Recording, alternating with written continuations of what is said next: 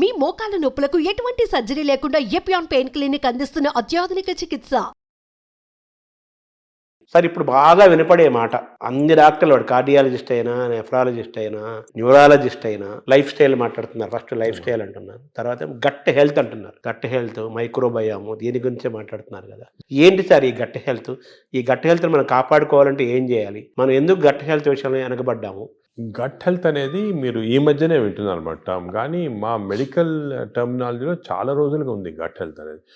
దీనికి ఇంపార్టెన్స్ ఎందుకు వచ్చిందంటే, మామూలుగా సాధారణంగా నాన్ డాక్టర్స్ కానీ ఈవెన్ డాక్టర్స్ ఏమనుకునే వాళ్ళు హార్ట్ ఇంపార్టెంట్, చాలా హార్ట్ అండ్ కార్డియాలజిస్ట్కి అప్పుడు ప్రతి వాళ్ళు కార్డియాలజిస్ట్ చూపించుకోవటం, హార్ట్ అటాక్ వస్తుంది, స్టెంట్స్ వేసుకోవటం, హార్ట్ సర్జరీ చేసుకోవటం.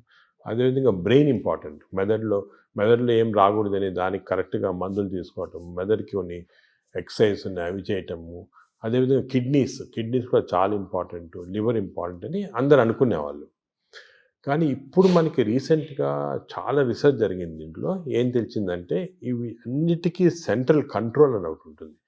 సెంట్రల్ కంట్రోల్ బ్రెయిన్లో లేదు, హార్ట్లో లేదు, కానీ సెంట్రల్ కంట్రోల్ మన పేగుల్లో ఉంది. ఎందుకు అంటే, ఇప్పుడు మీరు న్యాచురల్ ఎవల్యూషన్ చేసి చూసారనుకోండి, ఈ ఎవల్యూషన్లో మామూలుగా చిన్న జంతువుల్లో కూడా మ్యాక్సిమం ఇంపార్టెన్స్ పేగులకి ఇచ్చారు. ఎవల్యూషన్ అంటే nature has given that importance. ఎందుకు అంటే, మనం నార్మల్గా ఆహారం తింటాము, ఆహారం నుంచి ఎనర్జీ వస్తుంది. ఈ ఎనర్జీ ప్రతి ఆర్గన్కి డిస్ట్రిబ్యూట్ అవుతుంది. హార్ట్కి ఎనర్జీ అవసరం, బ్రెయిన్కి ఎనర్జీ అవసరం, కిడ్నీ. ఈ ఎనర్జీ అనేది సెంట్రల్ మాట. ఈ ఎనర్జీ ఎందుకు వస్తుంది? మన ఆహారం తిన్నది సరిగ్గా డైజెస్ట్ అయితే ఎనర్జీ వస్తుంది. ఈ కాన్సెప్ట్ అనేది ఇప్పుడు మనకి తెలిసిపోయిన తర్వాత అసలు గట్లో ఇంత ఇంపార్టెన్స్ ఎందుకు ఉంది? మనకు గట్ అంటే ఆహార వాహిక, అదేవిధంగా జీర్ణాశయము, అదేవిధంగా చిన్న ప్రేగులు, పెద్ద ప్రేగులు, ఒక సిస్టమ్ ఉంది. ఈ సిస్టమ్ మనం తిన్న ఆహారం లోపలికి వెళ్ళిన తర్వాత, ఆహారం అనేది చాలా కాంప్లెక్స్. అంటే దాంట్లో ప్రోటీన్స్ ఉంటాయి, కార్బోహైడ్రేట్స్ ఉంటాయి, ఫ్యాట్స్, అన్నీ చాలా కాంప్లెక్స్, అన్నీ కలిపి ఆహారం తయారవుతుంది. ఈ ఆహారం లోపలికి వెళ్ళిన తర్వాత బాడీ ఏమంటే దీన్ని బ్రేక్ డౌన్ చేస్తుంది. అంటే ప్రోటీన్స్ని అమైనో యాసిడ్స్, అదేవిధంగా ఫ్యాట్స్ని చిన్న ట్రైగ్లిజరైడ్స్ అలాగా, అదేవిధంగా మనం తిన్న కార్బోహైడ్రేట్స్ని గ్లూకోజ్, ఫ్రక్టోజ్, సింపుల్ సబ్స్టెన్సెస్ నాకంటే చాలా ఇంటెలిజెంట్గా మనకు ఉన్న ఎంజైమ్స్ బ్రేక్ డౌన్ చేసి ఇవన్నీ కూడా ఆహార లోపలికి మన బ్లడ్ వెజల్స్లోకి అబ్జర్వ్ అయిపోయి న్యూట్రిషన్ అనేది వస్తుంది బాడీ. అంటే ఇది వెరీ కాంప్లెక్స్ సబ్జెక్ట్. దీని గురించి చాలా వరకు రీసెంట్గానే బాగా క్లియర్గా అర్థమైపోయింది మనకి. ఎందుకంటే సరే ఆహారం తింటాము, ఎనర్జీ వస్తుంది అంటారు కదా. ఇదే కాకుండా ఈ మన హోల్ ఇంటెస్టైనల్ సిస్టమ్స్లో చిన్న న్యూరాన్స్, అంటే మన బ్రెయిన్లో ఉంటాయి న్యూరాన్స్ అంటాం చూడండి. మన ఇంటెస్టైన్స్లో 100 మిలియన్ న్యూరాన్స్. అంటే మనం అనుకునేది ఇంటెస్టైన్స్ మామూలుగా ఏదో పేగులు డైజెషన్ ఉన్నా, కానీ దాని ఇంటెలిజెన్స్ మాట. అంటే 100 మిలియన్ న్యూరాన్స్ ఉన్నాయంటే ఎంత ఇంటెలిజెన్స్ ఉంటుంది. ప్రతి న్యూరాను అంటే మన పేగులు కూడా ఆలోచిస్తుంటాయి, ఇది మంచి ఆహారమా చెడ్డ ఆహారం, ఈ ఆలోచనని దాంట్లో ఉన్నాయి. అదే కాకుండా ఇంకొక ఇంట్రెస్టింగ్, మన పేగుల్లో హార్మోన్స్ ప్రొడ్యూస్ చేస్తాయి. Neuro endocrine tumours, neuro endocrine cells మనకి బాడీలో అంతా హార్మోన్స్, అంటే థైరాయిడ్ ఉంది, అదేవిధంగా ప్యాన్క్రియాస్లో ఇన్సులిన్ వస్తుంది, పారాథైరాయిడ్ ఉంది. ఇవన్నీ కూడా హార్మోన్స్ డిఫరెంట్ బాడీ సిస్టమ్స్లో ఉన్నాయి. కానీ మన ప్రేగుల్లో అన్ని బాడీలో ఉన్న హార్మోన్స్లో ఉన్న సెల్స్ కన్నా కూడా ఎక్కువ సెల్స్ ఇంటెస్టైన్స్లో ఉన్నాయి. అంటే ప్రేగుల్లో నరాలు ఉన్నాయి, అదేవిధంగా హార్మోన్స్ ఉన్నాయి. ఇవన్నీ కోఆర్డినేటెడ్ మెకానిజంగా పనిచేస్తాయి. ఇప్పుడు మనకి నాలెడ్జ్ వచ్చింది. అంటే మనం ఆహారం, ఫర్ ఎగ్జాంపుల్ గ్లూకోజ్ తిన్నాం అనుకోండి, ఎక్కువ గ్లూకోజ్ తింటే, అంటే ఎక్కువ షుగర్ తింటే షుగర్ ఎక్కువ అవుతుంది బాడీలో అని మనకు తెలుసు. కానీ ఇప్పుడు ఎలా తెలిసిందంటే అంత సింపుల్ కాదు. మనం తిన్న ఆహారం అంటే గ్లూకోజ్ కానీ ఏదన్నా కానీ షుగర్ కానీ బాడీలోకి వెళ్ళిన తర్వాత బాడీలో చిన్న ప్రేగులో సెన్సర్స్ ఉంటాయి. ఇది గ్లూకోజ్ని లోపల తీసుకుంటామా వద్దా, తీసుకుంటే బాడీకి ఏ పార్ట్కి పంపిస్తాము, అంటే నరాలు, హార్మోన్స్ అన్నీ చాలా ఎలక్ట్రికల్ సిస్టమ్లా కోఆర్డినేషన్ జరిగి ఇంటెలిజెన్స్ సిస్టమ్ అంటాం దాన్ని.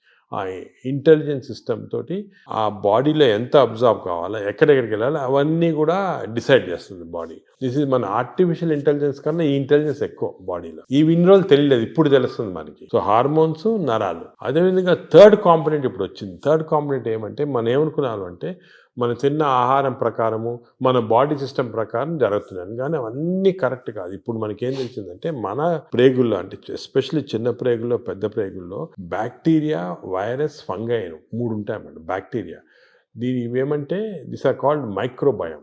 ఈ మైక్రోబయం అనేది మనకున్న సెల్స్ కన్నా, బాడీలో సెల్స్ కన్నా ఈ మైక్రోబయం సెల్స్ ఎక్కువ. అంటే బ్యాక్టీరియా ఎక్కువ, వైరస్ ఎక్కువ, ఫంగై ఎక్కువ. ఇవి జీన్స్, దీంట్లో జీన్స్ మనం లెక్క పెట్టగలిగితే ఈ జీన్స్ దీంట్లో 2 మిలియన్ జీన్స్ ఉన్నాయి. మన బాడీలో 20,000 జీన్స్ ఉన్నాయి. అంటే మనకి we're completely controlled by this microbiome bacteria. ఎందుకంటే అన్ని జీన్స్ ఉన్నాయి దాంట్లో. అంటే మన డిఎన్ఏ దానికి రిలేటెడ్ ఉంటుంది. డిఎన్ఏ, మన డిఎన్ఏ బ్యాక్టీరియా డిఎన్ఏ కాన్స్టెంట్గా they are touching each other, talking to each other. మన ఆహారం ఎంత తీసుకున్నా డైజెషన్ అది జరుగుతుంది కదా, ఎంత అబ్జర్వ్ కావాలి, ఎంత వెళ్ళాలని ఈ క్రాస్ టాక్ వల్ల జరుగుతూ ఉంది. మనం తిన్నదానిపైన డిసైడ్ కాదు, ఈ మైక్రోబయం పైన కూడా డిసైడ్ అవుతుంది. సపోజ్ మంచి మైక్రోబయం ఉందనుకోండి, మనని ప్రొటెక్ట్ చేస్తుంది. అరే ఈ బాడీని ప్రొటెక్ట్ చేయాలి, మనం ఈ బాడీలో ఉన్నాము, దీన్ని ప్రొటెక్ట్ చేయాలా అండ్ మంచి సబ్స్టెన్సెస్ అబ్జర్వ్ చేసి చెడ్డ సబ్స్టెన్సెస్ బయటికి పంపించేస్తుంది, మన మోషన్ ద్వారా వచ్చేస్తుంది. అదే చెడ్డ మైక్రోబయం ఉన్నాయనుకోండి, అంటే ఇది ఎలాగంటే ఎగ్జాంపుల్, ఒక దేశంలో ప్రజలు ఉంటారు, మంచి ప్రజలు ఉంటారు, చెడ్డ ప్రజలు ఉంటారు. మంచి ప్రజలు ఈ దేశానికి ఏమైనా చేయాలా, అవి చేయాలా అని ఆలోచిస్తూ ఉంటారు. అదే చెడ్డ ప్రజలు టెర్రరిస్ట్ ఉన్నారు, ఎలా దీన్ని డిస్ట్రాయ్ చేస్తాము అని. మన బ్యాక్టీరియా కూడా బాడీలో అలాగే మంచి ప్రజలు చెడ్డ ప్రజలు ఉన్నట్టు మంచి బ్యాక్టీరియా చెడ్డ bacteria, good bacteria bad bacteria. ఈ బ్యాడ్ బ్యాక్టీరియా ఎప్పుడు ఇలా బాడీని ఎలా డిస్ట్రాయ్ చేస్తాము, ఈ బాడీలో షుగర్ ఎలా ప్రొడ్యూస్ చేస్తాము, ఈ బాడీకి హార్ట్ ఎలాగ చెడిపేస్తాము, ఈ బాడీకి బ్రెయిన్ ఎలా చెడిపేస్తాము కాన్స్టెంట్గా ఉంటాయి. So there is a constant big battle మన ప్రేగుల్లో. బ్యాడ్ బ్యాక్టీరియా గుడ్ బ్యాక్టీరియాకి ఇప్పుడు వార్ జరుగుతూ ఉంది లోపల. పెద్ద సైన్యం ఉంది, అంటే మిలియన్స్ మన అంత పెద్ద సైన్యం ఉంది.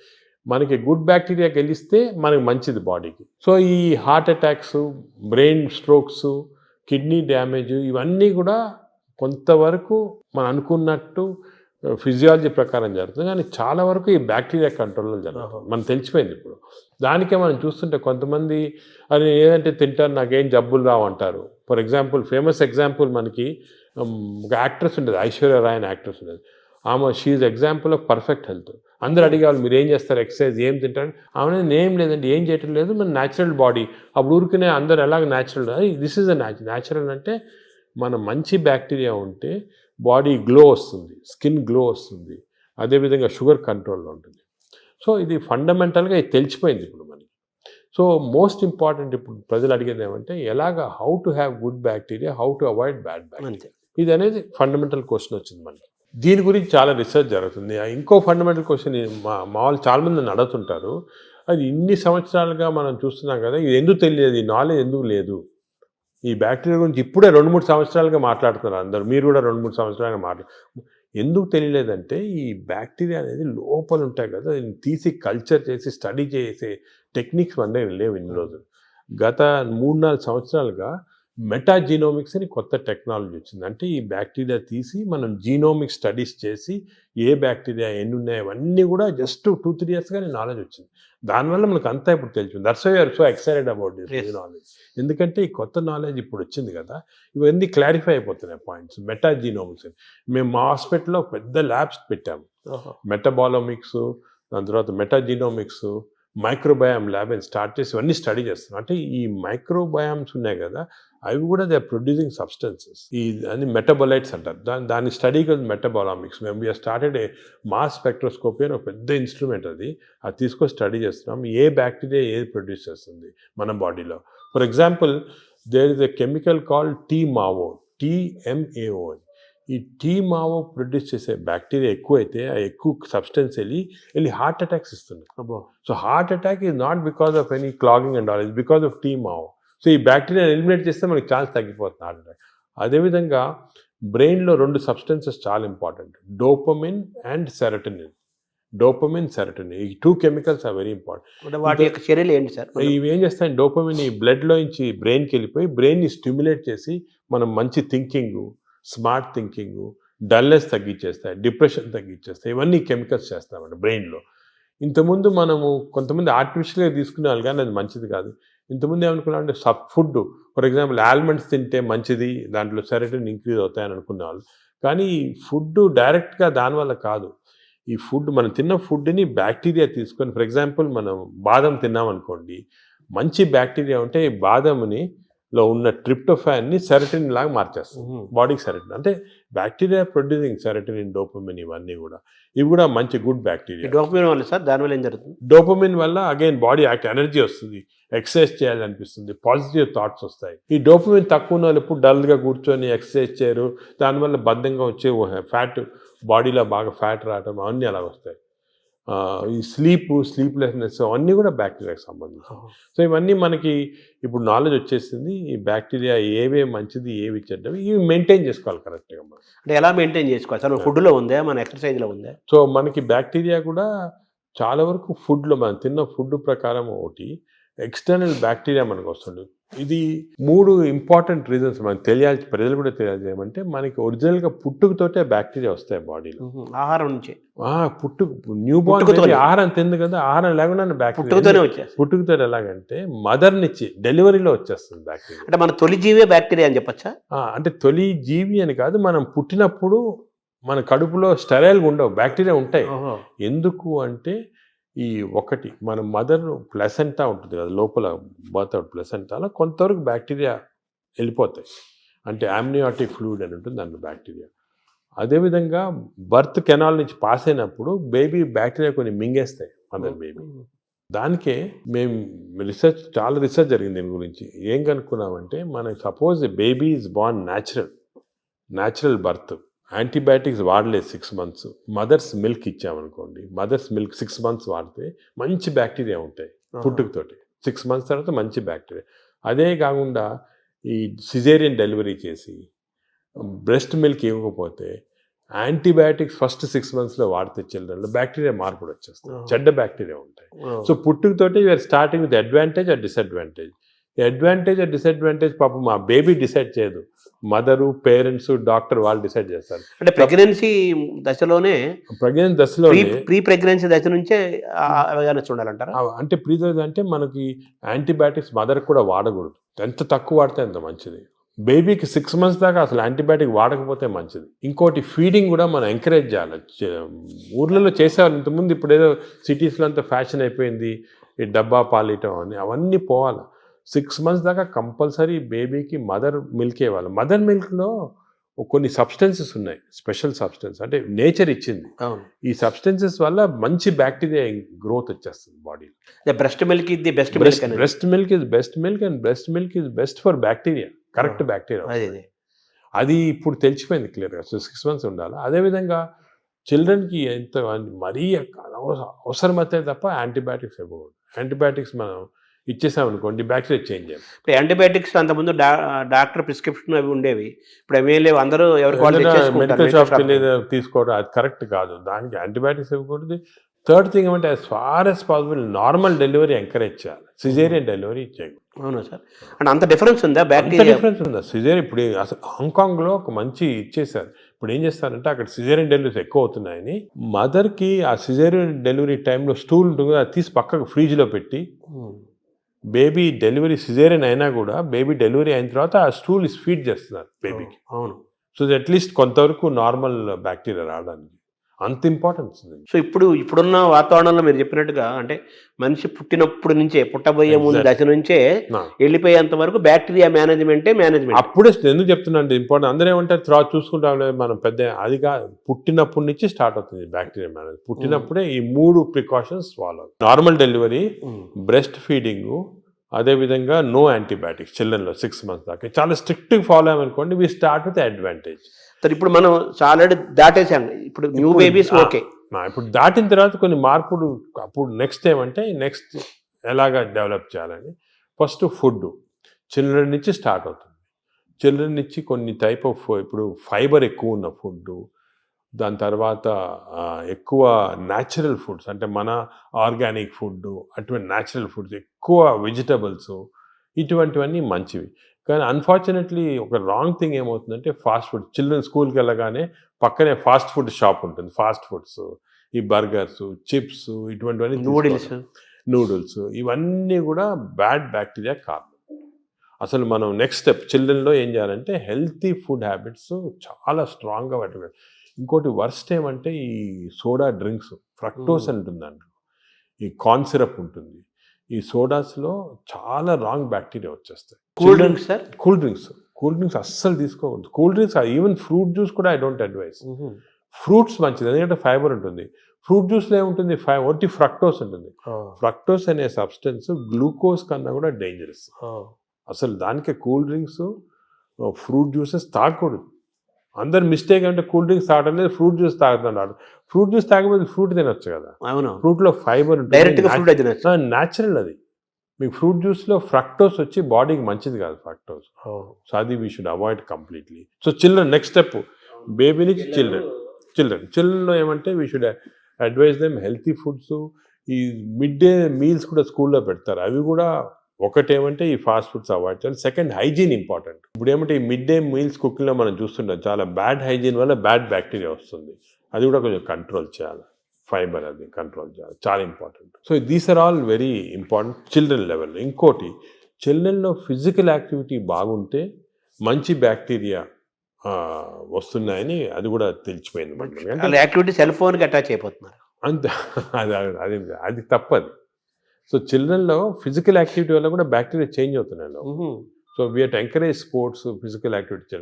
సో మంచి nutrition, hygienic nutrition, organic food, అదేవిధంగా physical activity. Avoid juices, fruit juices కానీ సోడాస్ కానీ, avoid unhygienic food, avoid fast foods. Simple. అంటే చిన్నపిల్లలు, టీనేజర్స్, అడోలసెన్స్, తర్వాత అలా ఏజ్ పెరుగుతూ నెక్స్ట్ ఏజ్ ఇప్పుడు ఏమంటే ఇంకోటి బ్యాక్టీరియా మేము ఏం చూసామంటే, చిన్నప్పుడు మార్పులు చేయటం సులభం, పెద్ద అయిన తర్వాత కష్టం. అంత ఈజీ కాదు, చాలా ఎఫర్ట్ పెట్టాలి పెద్ద అయిన తర్వాత చేంజ్ చేయడానికి. మీరు ఫుడ్ అనేది చాలా ఇంపార్టెంట్, ఫుడ్ ఈజ్ మెడిసిన్ కూడా అంటున్నారు. ఆ ఫుడ్ దానికే మేము చాలా రీసెర్చ్ చేసాము, మెడిటరేనియన్ ఫుడ్ అనేది. ఫర్ ఎగ్జాంపుల్ కొన్ని టైప్స్ ఆఫ్ ఫుడ్, ఈ కోకోనట్ వాటర్ అనుకోండి, 2 గ్లాసులు కోకోనట్ వాటర్ తాగితే మంచి బ్యాక్టీరియా ఉంటుంది. అదేవిధంగా బ్లాక్ కాఫీ, అసలు మిల్క్ అనేది రాంగ్ కాన్సెప్ట్. పెరుగు మంచిది కానీ పాలు మంచిది. ప్రోబయోటిక్ అంటారు కదా, పెరుగులో ప్రోబయోటిక్స్ ఉంటాయి. ప్రోబయోటిక్స్ జనరల్, పాలు మంచిది కాదు. ఎందుకంటే మనం వేరే స్పీసీస్ పాలు తాగుతున్నాం.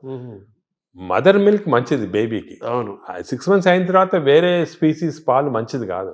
ఎందుకంటే పాలు, ఒక స్పీసీస్లో పాలు is meant only for that species. ఇప్పుడు ఆవు పాలు అనుకోండి, ఆవు పాలు అంటే దూడకు మంచిది, అది గ్రోత్కి మంచిది, చాలా ఎక్స్పోనెన్షియల్ గ్రోత్ అవుతుంది బేబీ. కాఫీకి మంచిది కానీ వేరే మనం తాగటం మంచిది. అంటే మన వాళ్ళు ఆయుర్వేదం కూడా మనం సెకండ్ మాట్లాడుకుంటే వాళ్ళు ఏమంటారంటే ఆవు నెయ్యి, ఆవు పాలు, ఆవు ద్వారా వచ్చేదంతా కూడా మనకు మంచిది, బ్రెయిన్. ఆవు పాలు కాదు, ఆవు గీ పర్వాలేదు కానీ ఆవు పాలు మనకి కర్డ్స్ ఫామ్లో, అటువంటి ఫామ్లో మంచిగా. యాక్చువల్ మిల్క్ తీసుకుంటే దట్ ఆవు పాలు మెంట్ ఓన్లీ ఫర్ కాఫ్, అంటే వాళ్ళ పిల్లలకి అంతే. మనం వేరే స్పీసీస్ పాలు దాటం కరెక్ట్ కాదు, అది నేచర్ అగైన్స్ట్. అది అంటే మనుషులు వాళ్ళు తీసుకోవాలి, మనుషులంటే అంతే, exact same species, that is nature. మన నేచర్ కి వ్యతిరేకంగా వెళ్తుంది. సో ఆవు నెయ్యి మంచిది అంటారు కదా, బ్రెయిన్ మంచిదని కాదు, అంటే కొంతవరకు ఇంతకుముందు నెయ్యి తీసుకోవడం మంచిది కాదు అంటే, ఇప్పుడు కొంతవరకు లిమిటెడ్ క్వాంటిటీస్ లో పర్వాలేదు నేను వచ్చింది, అంతేగాని మంచిదని కాదు, ఎక్కువ తీసుకోవడం మంచిది అలా కాదు. ఇందులో ఈ జర్నీలో అవాయిడ్ వైట్స్ అనేది ఒక పెద్ద ప్రచారం జరుగుతుంది కదా సార్, అది అవాయిడ్ ఏదంటారు?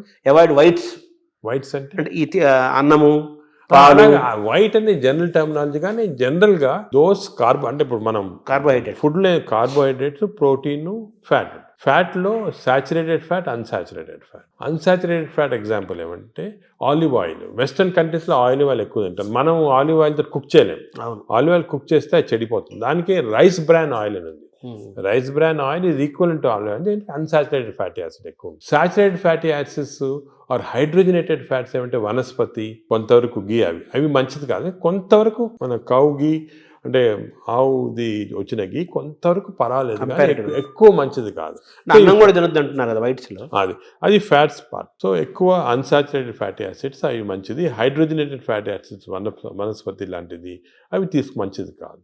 నా సెకండ్ ఏమంటే కమింగ్ టు కార్బోహైడ్రేట్స్లో సింపుల్ కార్బోహైడ్రేట్స్, కాంప్లెక్స్ కార్బోహైడ్రేట్స్ ఉంటాయి. సింపుల్ కార్బోహైడ్రేట్స్ అంటే ఏమి, రైసు ఇటువంటివి. ఏమంటే ఈ సింపుల్, దీంట్లో ఎక్కువ ఫైబర్ ఉండదు, మనం తింటే గ్లూకోజ్ ఇమ్మీడియట్గా బాడీలో అబ్జర్వ్ అయిపోయి మంచిది కాదు. లోపల బ్యాక్టీరియా కూడా అవి కూడా లేజీ అయిపోతాయి, ఎక్కువ పని లేదు దానికి. రైస్ ఇచ్చామనుకోండి, గ్లూకోజ్ తీసి బాడీకి పంపించేసి డ్రౌజినెస్. వేరే సేమ్ కాంప్లెక్స్ కార్బోహైడ్రేట్స్ మిల్లెట్స్ ఉంటాయి. ఎగ్జాంపుల్ మిల్లెట్స్ అనుకోండి, దాంట్లో చాలా ఫైబర్ ఉంటుంది, గ్లూకోజ్ ఆ ఫైబర్ మధ్యలో ఉంటుంది. దాన్ని ఎక్స్ట్రాక్ట్ చేయాలంటే అంత ఈజీ కాదు, బ్యాక్టీరియా కూడా కొంచెం పనిచేయాలి దానికి. అంటే ఒకప్పుడు మనం రాగులు, సజ్జలు, మంచి జొన్నలు, ఆరికలు, కొర్రలు, రాగులు కానీ మంచిది, ఈ సొరగము అవన్నీ కూడా అంటే మిల్లెట్స్ ఆర్ వెరీ గుడ్. ఇవి మనం రియలైజింగ్ నా ఎక్కువ మిల్లెట్స్ తింటే మంచిది.